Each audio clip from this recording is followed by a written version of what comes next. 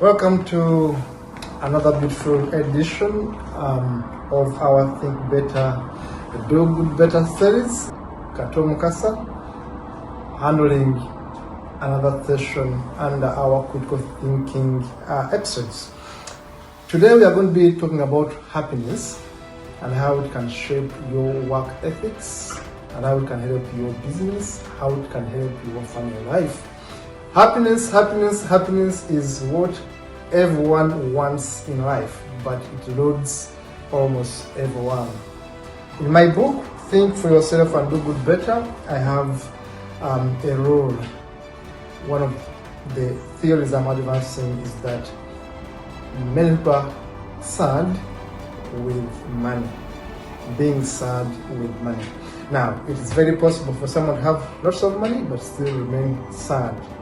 Why? Because many people are yet to define what happiness means to them. Many workers do jobs they don't want. Many people stay in relationships they hate. They stay in environments they hate. And some people hate themselves because happiness is not yet defined by them. Happiness is defined by everyone else apart from themselves. So today I'm going to talk about 12 points, rules, principles, issues that should take your time, give a thought, and consider them when you're talking about happiness in your life. And they are going to guide you on how to define your own happiness and be able to give your best at your workplace, be able to be the best manager in your business, and be able to be the best family person wherever you are, because we have defined what happiness is. Now, one thing I have noted about happiness is that many people don't define it and follow into what we call the bandwagon fallacy. The bandwagon fallacy, one of those fallacies where people tend to identify something because everyone identifies with it. When people are religious in a certain community, men are going to be like that because it's the trend. Now, when everyone is building a house, everyone is buying a car, everyone is buying a new phone on the market, almost everyone is going to be measuring their own happiness and success depending on what everyone else is doing. Now, if you're going to be happy, you're going to avoid the group thing. You're going to start thinking in terms of your own personality.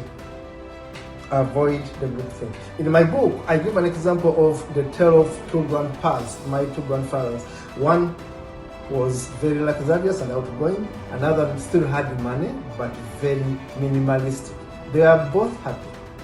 My paternal grandfather wanted materialism, had a big car, a big house and all that, yet my maternal grandfather wanted a very simple life. Had lots of land, coffee plantations and all that, but rode a bicycle to work. Now, everyone defined happiness their own way, but they are all contented because happiness is defined by you, not by any other person. Now, the second issue we look at is that happiness is a choice. You can choose to be happy even when you don't have much. Now, the rule here is that the size of their problem is not the issue, but what matters is your size in the problem. Your size is your focus. Now, when you focus on your problem and you don't focus on the solution, you're going to be sad, even when you have money, because you have not defined what is the purpose that you yearn for. What is it that you wake up for to do each day? Now, it's very important that we get these things out clearly. You have to pay attention. The third principle I'm pointing out, you have to pay attention to details. If you are going to be happy at work, happy at home, you are going to start living in the moment. Live in the present moment. Many people are dragged back by the past because your father died, You keep on screaming about the loss of your father 10 years on. Because you divorced, you end up always in misery because you were divorced, because you lost a child, because the business went bad, because you are sacked. We keep on bringing the history that does not help our present. Now you are at work X, but you are remembering how it were in work Y, which you left. Now, to move on means you must live within the present moment. And now it defines your state of mind, because happiness starts in your subconsciousness. Once you leave your mind free of thoughts that are negative, you don't give them a rent-free space, you are going to live a very contented and happy life. Now, you must train your brain to have that happiness in it.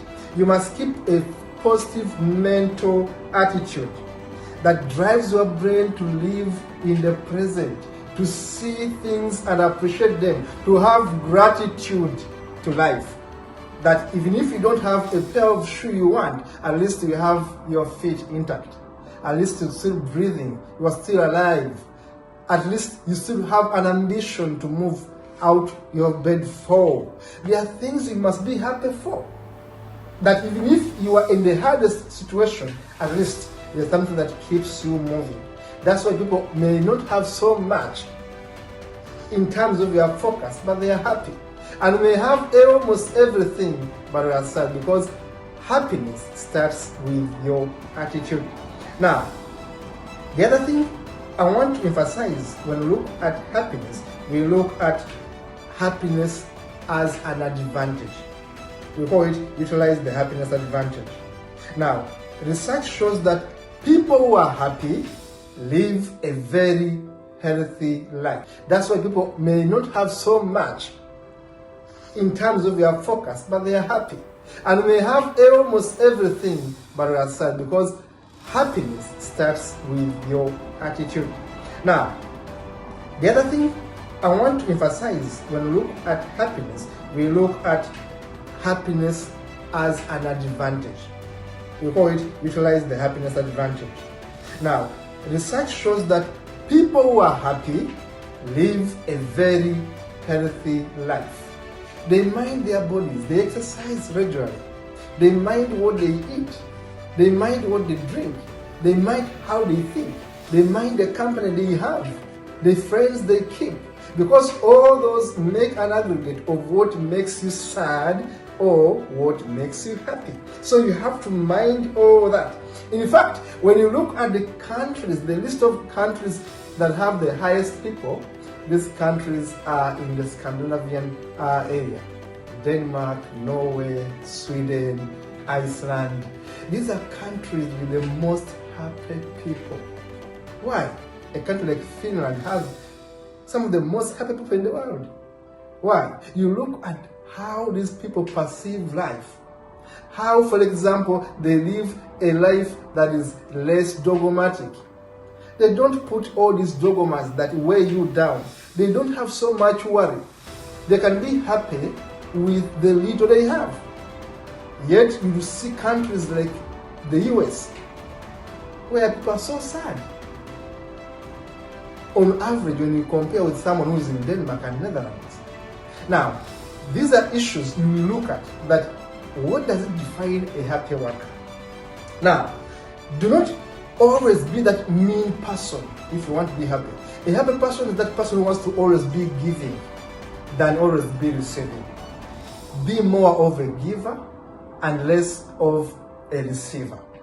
Give love, give happiness, give gratitude. Share the little you have. It will make you very happy in life than always putting your hand out to beg, to beg, to beg. The person who gives more love, more gratitude, more affection, more compassion is more happier many times than a person who's receiving. Now, happiness, another issue I want to point out, is contagious, just like a coronavirus, just like a flu. When you are happy and enter a room as a worker, as a manager, and everyone sees you being with a smile, people are going to be smiling. People are going to be approaching you. You're going to be discussing business. The other day I went to buy a tripod for the studio I'm using right here. I mean, the receptionist, the marketer was very lovely lady from Poland. And she was lovely, she was very engaging. I know you would love her, you would love to do business with her because she's contagious, she's smiling, she's willing to show everything in the storeroom. So when you are happy, you create happiness around you. A father who is happy has children who are happy running towards him when a father enters a house. A father who is sad stresses the entire family, stresses the entire company where they work. 2, happiness is seen through the quality of your work performance. A happy mind leads to a better work performance. In Europe, the few companies I've worked with, the NGO where I work right now, gives so many breaks to its workers. Workers leave their working desks and go smoke, go take tea, go walk around. But meanwhile, they are still working. In Japan, workers are even allowed to sleep for 30 minutes.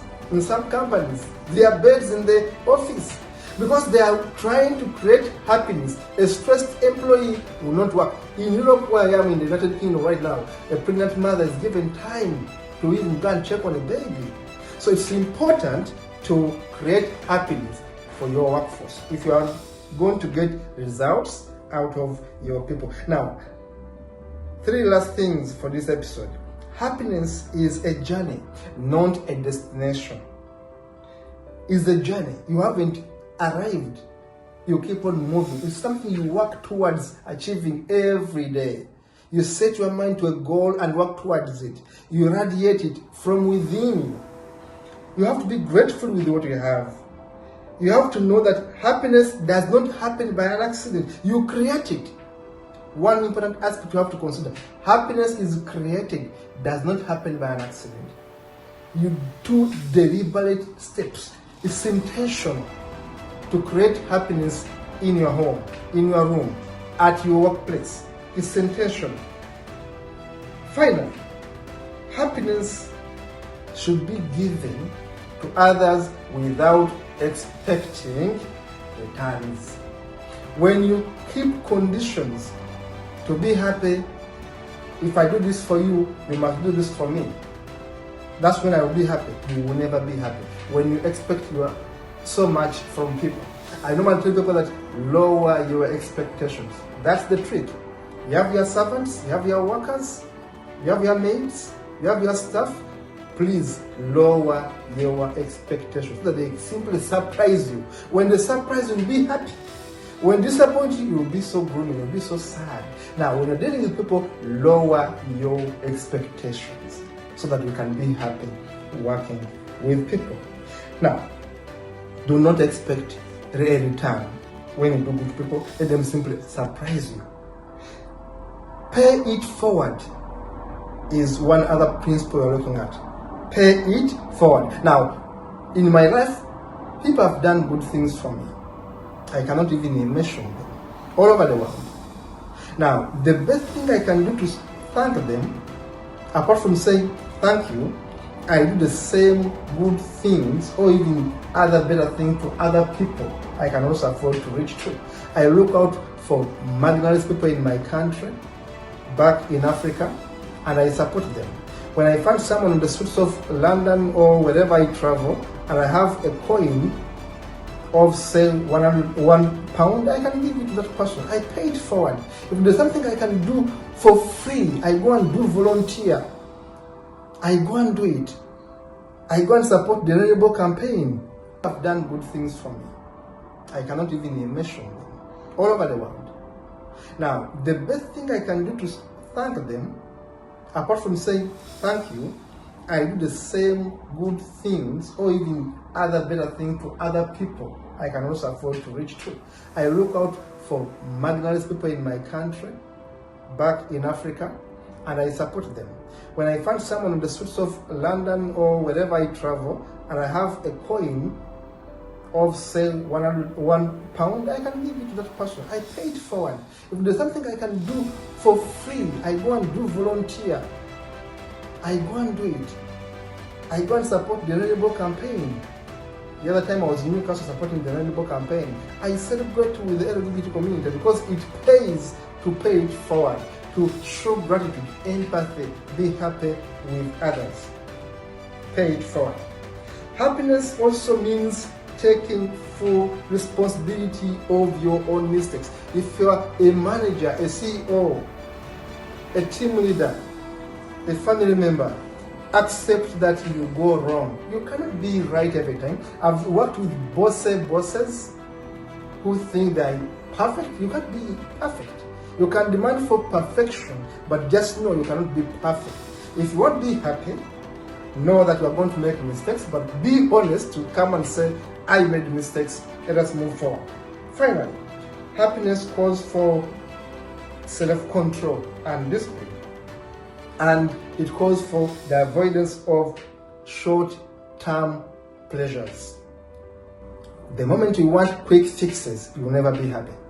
Happiness is a journey, not a destination. It's a process. It's a consciously taken steps within your mind to be happy. Remember, as we said in the beginning, you can be sad with money. It's a theory in my book. Think for yourself and do good better. Now, I encourage you to continue subscribing to this channel and be able to see and watch more of these series. I wish you the best at your workplace and at home. Be well.